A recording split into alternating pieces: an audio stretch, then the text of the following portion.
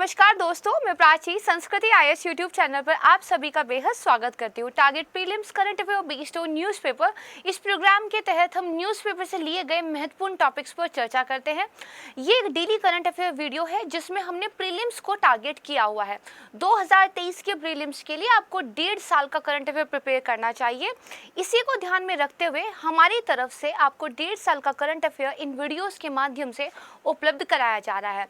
हर एक टॉपिक के बाद एक एमसीक्यू पर भी हम चर्चा करते हैं जिससे आपकी प्रैक्टिस बनी रहे। डेली अगर एक एमसीक्यू अगर आप हर टॉपिक से सॉल्व कर रहे हो, टोटल आप 5 से 4 एमसीक्यू सॉल्व करेंगे तो डेली बेसिस पे इनफ होता है प्रैक्टिस के लिए। जैसे जैसे एग्जाम पास आ जाएगा तो मॉक टेस्ट जो है आप लगाने शुरू कर दीजिएगा, और मॉक टेस्ट लगाने से पहले अगर आपने डेली बेसिस पर एमसीक्यू प्रैक्टिस की हुई है तो आपको बहुत ज़्यादा सुविधा हो जाती है। तो आइए इसी के साथ शुरू करते हैं आज का वीडियो। सबसे पहले एक ज़रूरी सूचना देख लेते हैं। संस्कृति आईएएस की ओर से सामान्य अध्ययन का एक फाउंडेशन बैच आपका प्रीलिम्स प्लस मेंस लॉन्च किया जा रहा है। जो डेट है वो 22 अगस्त है। जो क्लासेस की टाइमिंग रहेंगी वो सुबह को 11:30 बजे रहेगी। इस बैच के बारे में अधिक जानकारी लेने के लिए आप यहाँ पर एक नंबर दिया गया है, इस पर कॉल कर सकते हैं। एक वेबसाइट यहाँ पर दी गई है जो कि संस्कृति आईएएस की वेबसाइट है, यहाँ पर भी आप विजिट कर सकते हैं। मेरी टीम के द्वारा आपकी हेल्प की जाएगी। अब आइए हम देखते हैं कि आज की वीडियो में कौन से टॉपिक्स को हम कवर करने वाले हैं।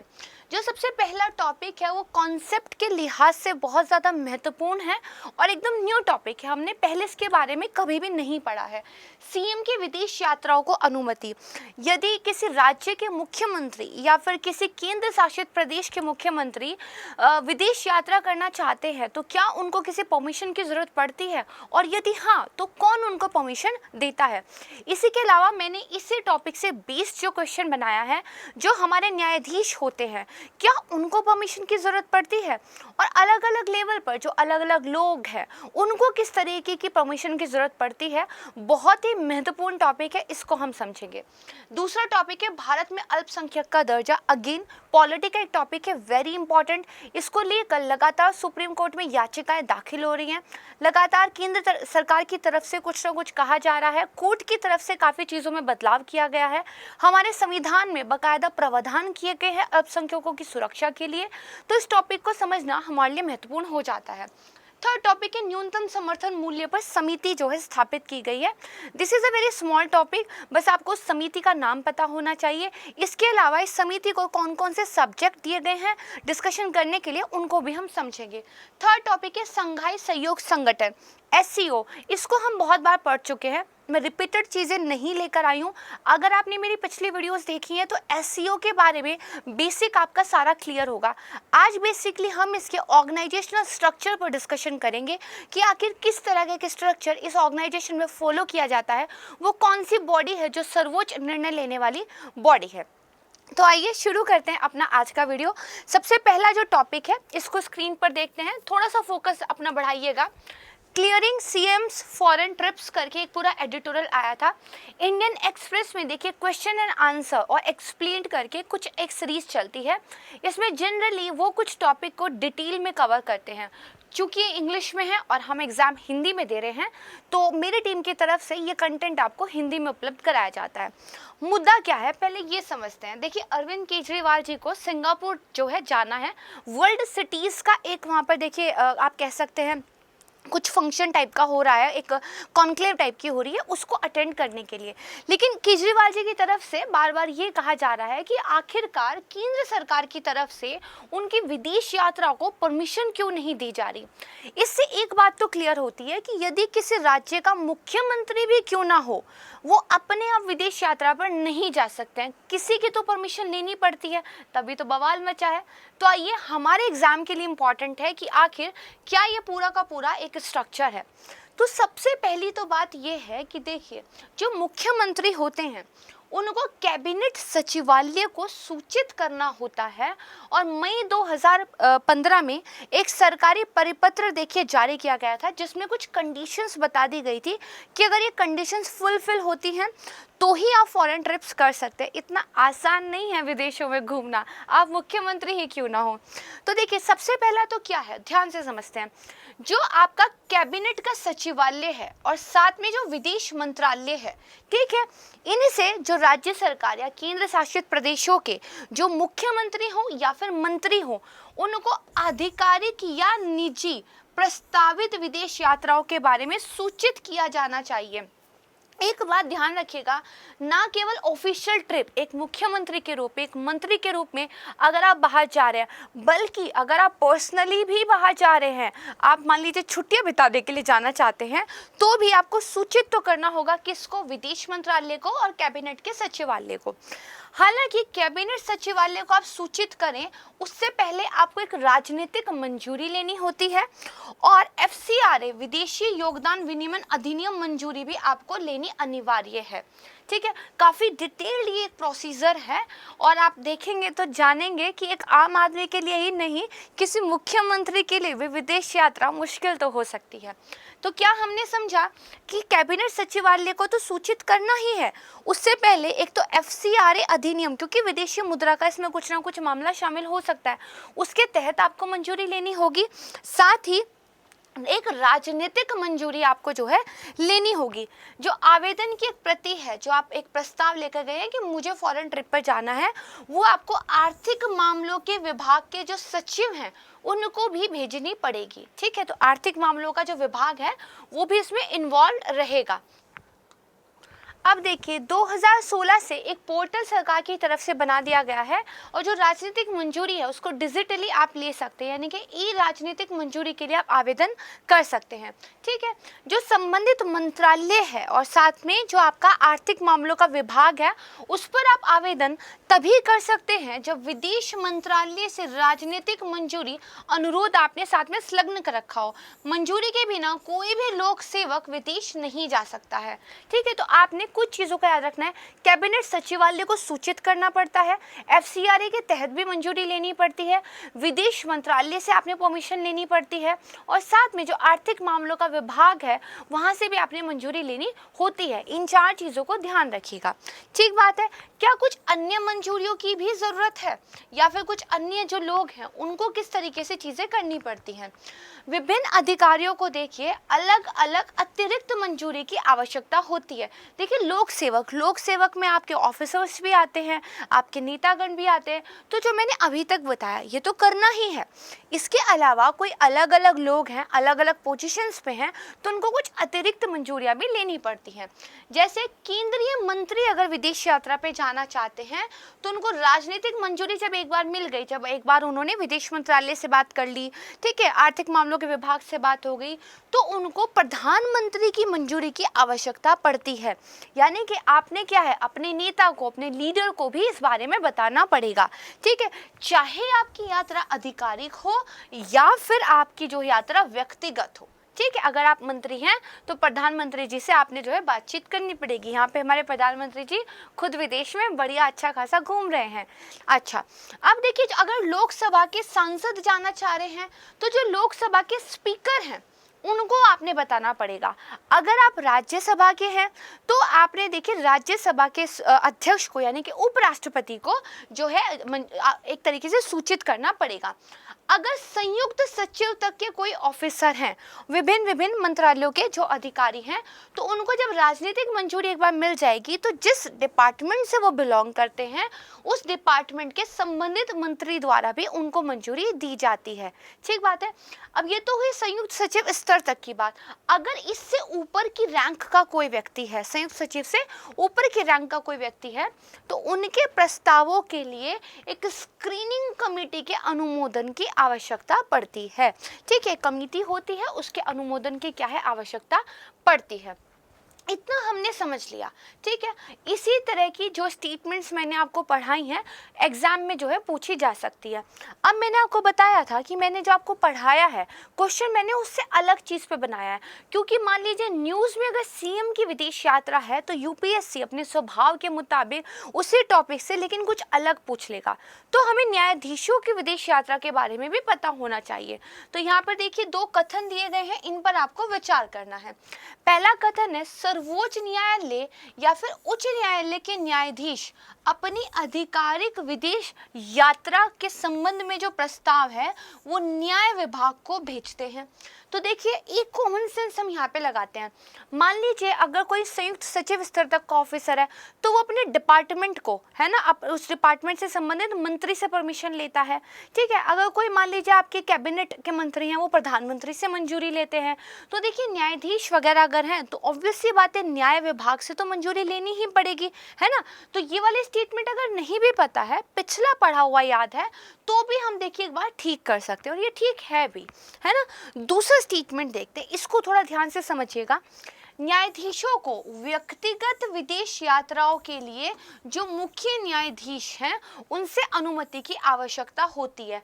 अब देखिए मैंने एक टॉपिक आपको बताया कॉमन सेंस से हो जाएगा, दूसरा नहीं होगा। कैसे? अभी मैंने आपको बताया मंत्रियों को चाहे अपनी निजी यात्राएं क्यों ना करनी हो उनको परमिशन लेनी पड़ती है, तो उस हिसाब से ये ठीक हो जाना चाहिए। लेकिन नहीं, ये गलत है। न्यायाधीशों को अगर निजी यात्रा पे जाना है तो मुख्य न्यायाधीश से मंजूरी की आवश्यकता नहीं होती। इसीलिए मैं कहती हूँ पढ़ाई ज़रूरी है। ये कॉमन सेंस, ये ट्रिक्स, ये क्या, ये दोधारी तलवार होती है। ठीक भी हो सकती है, गलत भी हो सकती है, डिपेंड करता है कि जो क्वेश्चन बनाने वाला है वो आपको किस तरह के क्वेश्चन बना के दिखा रहा है, राइट। तो मैंने आपको दोनों चीज़ें दिखा दी। कॉमन सेंस से भी देखिए स्टेटमेंट ठीक हो सकती है और कॉमन सेंस से ही स्टेटमेंट गलत भी हो सकती है। तो जितना पढ़ेंगे, जितना रिवाइज करेंगे, उतना जो है अपने दिमाग पर रिलाई करेंगे, उतना आपका प्रश्न ठीक होने की संभावना हो जाएगी। यहाँ पर इसको याद कर लीजिएगा, पहला स्टेटमेंट सही है, दूसरा स्टेटमेंट गलत है। पूछा गया है कि कौन सा सही है, तो देखिए केवल एक सही है। इसका सही आंसर क्या होगा कि अपनी निजी यात्राओं के लिए मंजूरी लेने की मुख्य न्यायाधीश से आवश्यकता नहीं पड़ती है। ठीक है, चलिए अब हम चलते हैं अपने सेकंड टॉपिक की तरफ, भारत में अल्पसंख्यक का दर्जा। राइट, यहाँ पर एक क्वेश्चन है, देखिए एक एडिटोरियल है, minority status in India is state dependent says Supreme Court. ठीक है, minorities can claim protection under article 29 and 30। देखते हैं, देखिए सुप्रीम कोर्ट ने हाल ही में ये कहा है कि जो भाषाई और धार्मिक समुदाय हैं उनका जो अल्पसंख्यकों का दर्जा है वो राज्य पर निर्भर है। यानी कि हो सकता है कि मैं एक पर्टिकुलर राज्य में बहुसंख्यक हूँ, जैसे हो सकता है कि मैं यूपी में, उत्तराखंड में बहुसंख्यक हूँ, लेकिन जब मैं जम्मू कश्मीर में चली जाती हूँ तो हो सकता है मैं एक अल्पसंख्यक बन जाऊँ।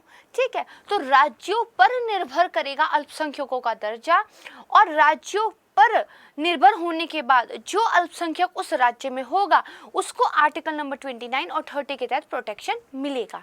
ये जो मैंने बात बताई ये सार है, अब इसी को डिटेल से थोड़ा समझने की कोशिश करते हैं।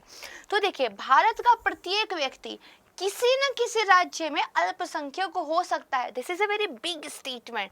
ठीक है, देखिए अदालत ने कब कहा, दरअसल अदालत एक याचिका पर सुनवाई कर रही थी। उस याचिकाकर्ता ने शिकायत की थी कि यहूदी धर्म को मानने वाले लोग, बहावी धर्म को फॉलो करने वाले लोग और जो हिंदू धर्म को फॉलो करने वाले लोग हैं वो लद्दाख में, मिजोरम में, लक्षद्वीप, कश्मीर, ठीक है, नागालैंड, मेघालय, अरुणाचल प्रदेश, पंजाब और मणिपुर में क्या है, वास्तविक अल्पसंख्यक हैं। लेकिन राज्य के स्तर पर अल्पसंख्यकों की गैर पहचान के कारण वो क्या नहीं कर पा रहे, शैक्षणिक संस्थानों की स्थापना और प्रशासन नहीं कर पा रहे हैं।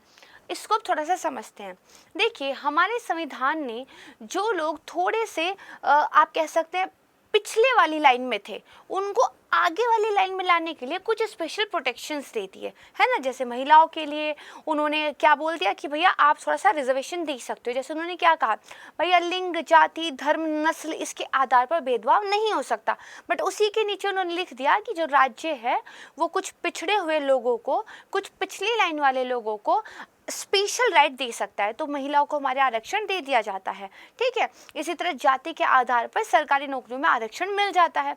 इसी तरह अल्पसंख्यक भी एक पिछली लाइन में लोग थे, क्योंकि एक कमरे में मान लीजिए 50 लोग हैं जिसमें से 48 लोग एक बात को सपोर्ट करते हैं, केवल 2 लोग दूसरी बात को सपोर्ट करते हैं। तो जनरली सी बात है कि 48 लोगों की बात को ही माना जाएगा। लेकिन उन 2 लोगों को भी तो मुख्य धारा में लाने की जरूरत है, उन 2 लोगों की भी तो बात सुनने की जरूरत है। वो 2 लोग कौन है, वो अल्पसंख्यक हैं। वो 48 लोग कौन है, वो बहुसंख्यक हैं। तो कॉन्स्टिट्यूशन ने ये किया कि उन अल्पसंख्यकों को अधिकार देती है और फंडामेंटल राइट में ही अधिकार देती है। अनुच्छेद 29 और अनुच्छेद 30 इसके तहत संविधान ने मोटे तौर पर यह कहा आप अपनी सांस्कृतिक जो आपका एक कल्चरल है, हेरिटेज है, आपकी जो भाषा है, उसकी प्रोटेक्शन के लिए आप स्पेशल तौर तरीके अपना सकते हैं। जैसे अगर आप किसी राज्य में अल्पसंख्यक हैं तो उस राज्य में विशेष शिक्षण संस्थान, स्पेशल एजुकेशन वाले इंस्टीट्यूट खोल सकते हैं और उन इंस्टीट्यूशन पर पूरा का पूरा अधिकार आपका होगा। ये जो है राइट हमारे कॉन्स्टिट्यूशन ने दिया था। अब प्रॉब्लम कहाँ शुरू हुई? प्रॉब्लम शुरू ये हुई, देश में अल्पसंख्यकों को डिक्लेयर करने का राइट जनरली केंद्र सरकार के पास है। तो केंद्र सरकार पूरे भारत के लेवल पर बता देती है कि ये लोग अल्पसंख्यक हैं। याचिकाकर्ता ने ये कहा भारत के लेवल पर तो आपने बता दिया, लेकिन राज्य के लेवल पर भी लोग क्या है, अल्पसंख्यक हो सकते हैं, भले ही वो पूरे देश के हिसाब से देखा जाए तो बहुसंख्यक होंगे, क्योंकि अब आपने उनको अल्पसंख्यकों का दर्जा दिया ही नहीं है राज्य के लेवल पर। तो ना तो वो अपने स्पेशल शैक्षणिक संस्थान खोल पा रहे हैं, ना ही अनुच्छेद 29 और 30 के तहत उनको जो स्पेशल प्रोटेक्शन मिली हुई है उसका यूज़ कर पा रहे हैं। तो इसी याचिका की सुनवाई के दौरान सुप्रीम कोर्ट ने कह दिया कि भैया राज्य के लेवल पर अल्पसंख्यकों को दर्जा दिया जाना चाहिए, यानी कि हर भारतीय किसी न किसी राज्य में एक अल्पसंख्यक हो सकता है। ठीक बात है। तो देखिए, अदालत ने संकेत दिया है कि एक धार्मिक या भाषाई समुदाय जो किसी विशेष राज्य में अल्पसंख्यक है, वो संविधान के अनुच्छेद 29 और 30 के तहत अपने स्वयं के शिक्षण संस्थानों को संचालित करने का, उनको चलाने के अधिकार का दावा कर सकता है। ठीक बात है, ध्यान से समझ गए। अब हम देखते हैं कि ये तो चल रहा है मुद्दा, फाइनल जब इस पे कोई वर्डिक्ट आएगा, फाइनली जब इस पे कुछ हो जाएगा तो हम बात करेंगे। अभी हम बात करते हैं कि भारत में अल्पसंख्यक हैं कौन कौन, किस एक्ट के तहत उनको रिकॉग्नाइज किया जाता है और केंद्र सरकार ऐसा क्यों करती है। तो देखिए, अल्पसंख्यक मंत्रालय के अनुसार भारत में मुस्लिम, सिख, ईसाई आपस में है भाई भाई, बौद्ध, जैन और पारसी धर्म के लोग, ये क्या है, ये अल्पसंख्यक समुदाय में गिने जाते हैं। ठीक बात है। अब यहाँ पे कहा गया है 2011 की जनगणना का एक डाटा लेकर कि जो भारत की पूरी आबादी है, उस पूरी आबादी में 19.3% की आबादी क्या है, अल्पसंख्यकों की है, जिसमें से सबसे ज़्यादा मुस्लिम है 14.2%, फिर ईसाई आते हैं 2.3%, सिख 1.7%, बौद्ध जो है 0.7% है। देखिए, बौद्ध धर्म का जन्मदाता ये देश रहा है और आज जनसंख्या बौद्धों की कितनी कम है। खैर, फिर पारसियों की बात करें तो बहुत ही मिनिस्कूल इनका परसेंटेज है, 0.006%। ठीक है, ये एक डाटा हुआ। अब देखिए, जो केंद्र सरकार है वो ये तय करती है कि अल्पसंख्यक समुदाय का दर्जा किसे दिया जाएगा।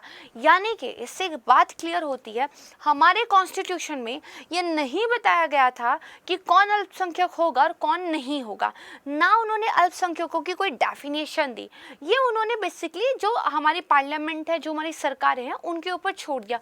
उन्होंने बस अल्पसंख्यकों को क्या राइट मिलेंगे ये बता दिया। तो जब संविधान में नहीं बताया गया तो ये काम कौन करता है, केंद्र सरकार करती है। और केंद्र सरकार के पास कौन सी लीगल पावर है जिसके तहत ऐसा करती है, तो एक एक्ट है, राष्ट्रीय अल्पसंख्यक आयोग अधिनियम 1992।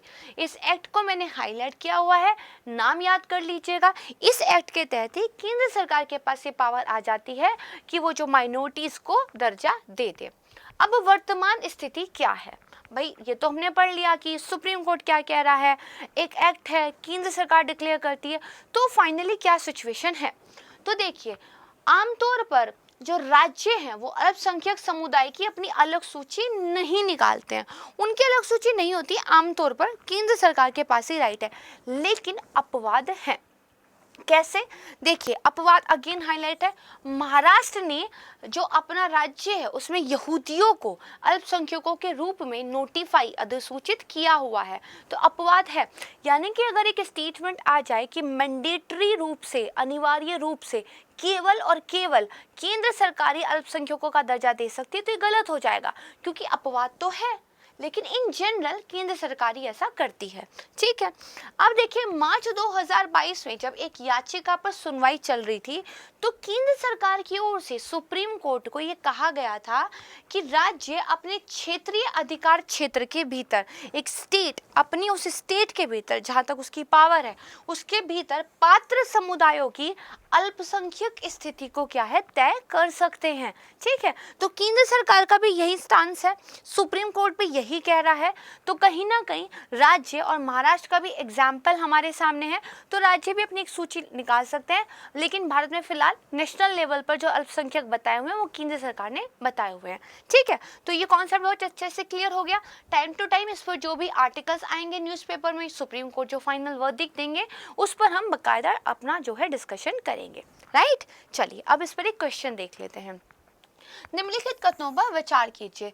भारतीय संविधान का अनुच्छेद 29 और 30 जो है वो भाषाई और धार्मिक अल्पसंख्यकों को क्या करता है, स्पष्ट रूप से परिभाषित करता है।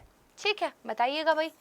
उसके बाद क्या कह रहा है, अल्पसंख्यक का दर्जा निरपवाद रूप से केवल केंद्र सरकार द्वारा ही प्रदान किया जा सकता है। निरपवाद रूप से, लेकिन हमने तो अपवाद पढ़ लिया, तो मतलब स्टेटमेंट क्या है, गलत है। फिर ये कह रहा है 29 और 30 में स्पष्ट रूप से परिभाषित किया गया, परिभाषा नहीं दी हुई है, सिर्फ उनको क्या अधिकार मिलेंगे, उनके क्या फंडामेंटल राइट्स होंगे, सिर्फ ये बताया, क्योंकि 29 और 30 क्या है, फंडामेंटल राइट्स में से एक है। ठीक बात है, तो इसका मतलब क्या है, ये स्टेटमेंट भी गलत है। राइट, आप पूछ रहे कौन सा कथन सही है, हमारे दोनों गलत हैं, तो डी ना तो 1 ना तो 2 हमारा आंसर हो जाएगा। राइट, अब हम बात करते हैं अपने थर्ड टॉपिक की। न्यूनतम समर्थन मूल्य के लिए एक समिति केंद्र सरकार की तरफ से नियुक्त की गई है, panel on MSP natural farming setup. Right, तो देखिए जो केंद्र ने पूर्व केंद्रीय कृषि सचिव थे जिनका नाम है संजय अग्रवाल, इनकी अध्यक्षता में कृषि उपज के लिए जो न्यूनतम समर्थन मूल्य होता है एमएसपी, मिनिमम सपोर्ट प्राइस, उसके लिए एक समिति की क्या है स्थापना की है। देखिए प्रधानमंत्री नरेंद्र मोदी जी ने जब 3 कृषि कानून लाए गए थे जिन पर बहुत हंगामा हुआ था, बाद में वो सरकार ने निरस्त किए थे, तो उनको निरस्त करने के टाइम पर ये घोषणा किया था कि एक तो शून्य बजट आधारित खेती, नेचुरल जीरो बजट नेचुरल जो आपका एग्रीकल्चर होगा, और साथ में देश की बदलती हुई जरूरतों को ध्यान में रखते हुए बदलता हुआ फसल पैटर्न। ठीक है, पहली चीज क्या है, शून्य बजट आधारित खेती, दूसरी चीज क्या है, हमारा बदलता हुआ फसल पैटर्न, तीसरी चीज क्या है, एमएसपी को अधिक प्रभावी और पारदर्शी बनाने के लिए एक समिति का गठन किया जाएगा। ऐसी प्रधानमंत्री जी ने जो है घोषणा की थी, उसी घोषणा के अनुरूप उन्होंने एक पैनल को भी क्या है सेटअप कर दिया है। तो देखिए समिति में कौन कौन होंगे, केंद्र और राज्य सरकारों के प्रतिनिधि होंगे, किसान होंगे, कृषि वैज्ञानिक भी होंगे, ठीक है, कृषि अर्थशास्त्री वगैरह के प्रतिनिधि भी शामिल होंगे। मतलब काफी लोगों को जो है इस पैनल के अंदर सरकार क्या है प्रतिनिधित्व दे रही है। जैसे नीति आयोग जो कि कृषि के सदस्य होंगे, कृषि अर्थशास्त्री, किसान संगठनों के सदस्य, इफ्को के अध्यक्ष, सीएनआरआई महासचिव, सीएसपी और कृषि विशेषज्ञ इस पैनल में शामिल होंगे। याद रखने की जरूरत नहीं है, जस्ट आपकी इंफॉर्मेशन के लिए मैं आपको बता रही हूँ। ठीक है, इसको थोड़ा सा देख लीजिएगा, ये थोड़ा ध्यान रखने वाला है। कृषि और किसान कल्याण विभाग, कृषि अनुसंधान और शिक्षा, खाद्य और सार्वजनिक वितरण, सहकारिता और कपड़ा विभागों के जो सचिव होंगे, महानिदेशक होंगे, वो आईसीआर पैनल में केंद्र का क्या है प्रतिनिधित्व करेंगे। ठीक बात है। अब मैंने आपको एक चीज बताई थी कि एमएसपी जीरो बजट एग्रीकल्चर, इसके लिए समिति को जो है बताया जा रहा है। एमएसपी को बहुत डिटेल में मैं आपको पहले भी पढ़ा चुकी हूँ। जीरो बजट खेती के बारे में थोड़ा सा देख लेते हैं। सबसे पहली बात तो बिना रसायनों के उपयोग के प्राकृतिक तरीके से खेती होती है। जीरो बजट का यहाँ मतलब ही है कि किसान एक खेती के लिए जो आगतों पर, बीज खरीदने पर, खाद खरीदने पर जो पैसे खर्च करता है उसको हमें शून्य कर देना है, मिनिमम करना है। तो हमें क्या है, केमिकली जो पेस्टिसाइड्स वगैरह हैं वो नहीं खरीदने हैं। प्राकृतिक तरीकों से चीज़ें हमने जो प्रकृति में ही उपलब्ध है उनका यूज़ करके खेती करनी है। अच्छी फसल के लिए गाय का जो गोबर होगा, पौधों का जो अर्क होगा, इसका जो है उपयोग किया जाएगा। उत्पादन लागत को कम किया जाएगा ताकि जो किसान वगैरह उनकी ऋण पर, लोन पर निर्भरता क्या हो, कम हो। अभी हाल ही में एक एक्चुअली रिपोर्ट भी आई है कि जो ये हम लोन माफ़ी करते हैं, लोन वेव देते हैं, ये एक्चुअली किसानों को उस हद तक फ़ायदा नहीं दे रहा है जैसे देना चाहिए था, और इससे राज्य सरकारों का जो फिस्कल डेफिसिट है वो ज़्यादा ही बढ़ रहा है। कभी डिटेल में हम इस पर चर्चा करेंगे। अच्छा, एक बात ध्यान रखिएगा, अगर कभी आपको ऐसा लगे कि आज के पेपर में कोई टॉपिक था वो हमने कवर नहीं किया है, उसके दो रीज़न होंगे, या तो हम उसको पहले कवर कर चुके हैं, या आने वाले टाइम में जो वो न्यूज़ अच्छे से डेवलप हो जाएगी तब हम उसको पढ़ेंगे। तो करंट अफेयर के इंपॉर्टेंट टॉपिक्स आपके नहीं छूटेंगे, ये मेरी आपसे गारंटी है। चलिए, बहुत आसान प्रश्न, न्यूनतम समर्थन मूल्य और जीरो बजट कृषि से संबंधित समिति कौन सी है? तो चार ऑप्शन है, निधि एक्चुअली खरे होगा, निधि खरे समिति, संजय अग्रवाल समिति, मीरा सेठ समिति, अभिजीत सिंह समिति। ठीक है, इनमें से कौन सा राइट ऑप्शन है, स्क्रीनशॉट ले लीजिए, आपने मुझे कमेंट सेक्शन में बताना। अब हम देखते हैं अपना फोर्थ टॉपिक क्या है, संघाई सहयोग संगठन। एक एडिटोरियल आया था, the Shanghai cooperation organisation and stature in the modern world. तो इस एडिटोरियल के अंदर बहुत फोकस किया गया था कि जो एससीओ है उसका ऑर्गेनाइजेशनल जो स्ट्रक्चर है वो कैसा है। तो आइए समझते हैं। देखिए, सबसे पहले तो दो कारणों से न्यूज़ में है।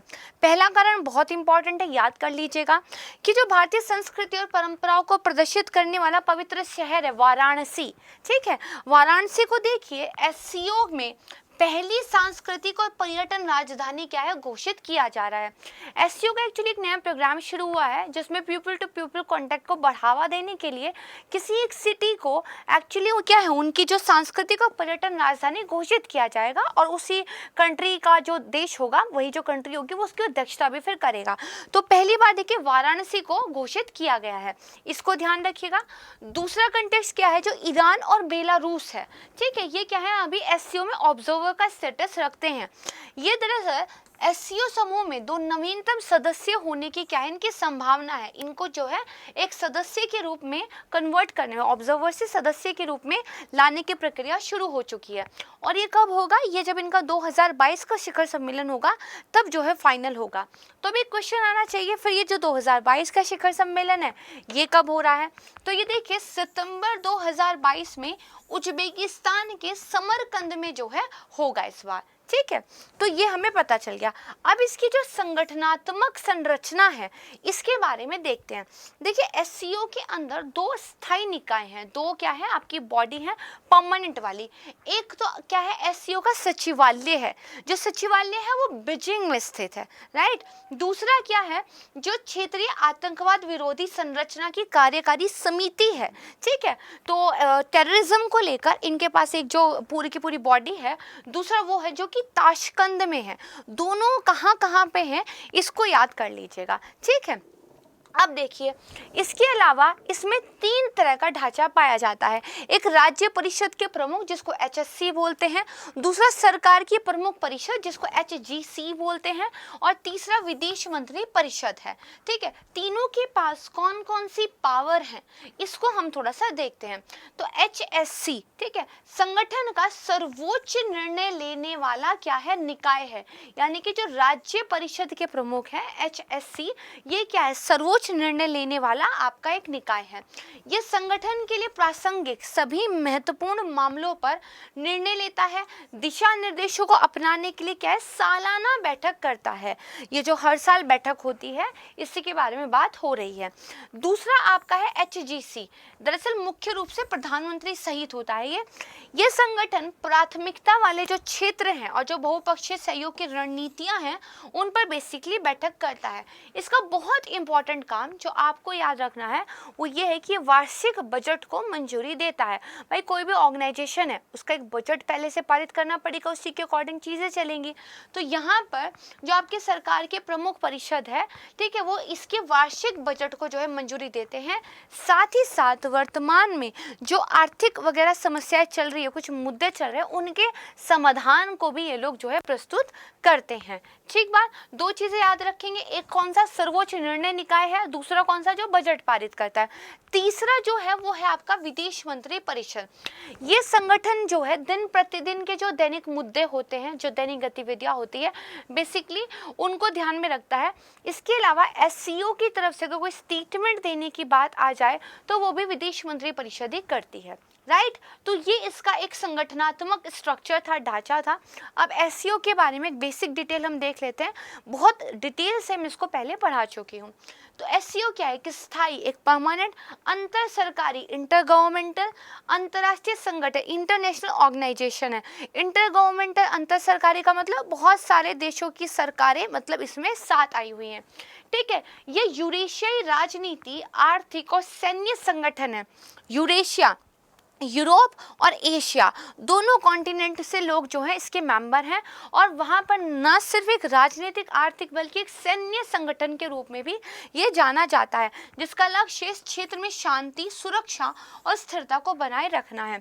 गठन किया था 2001 में, 2002 में इसका चार्टर बनाया गया था, 2003 में इसको अपना लिया गया था, ठीक है। आपने बस याद रखना है गठन इसका 2001 में किया गया था। अब बात करते हैं इससे संबंधित एक प्रश्न की। अच्छा, मेरे पास एक क्वेरी आई थी कि मैम इतना सारा आप पढ़ा देते हैं, रोजाना का करंट अफेयर हो रहा है, इसको याद कैसे रखा जाए?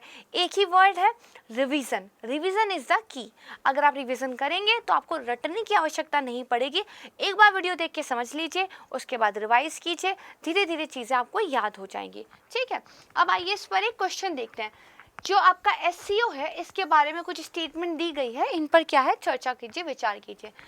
संगठन की एक नई पहल के तहत वाराणसी शहर जो है वो 22-23 के लिए एससीओ की सांस्कृतिक और पर्यटन राजधानी होगी।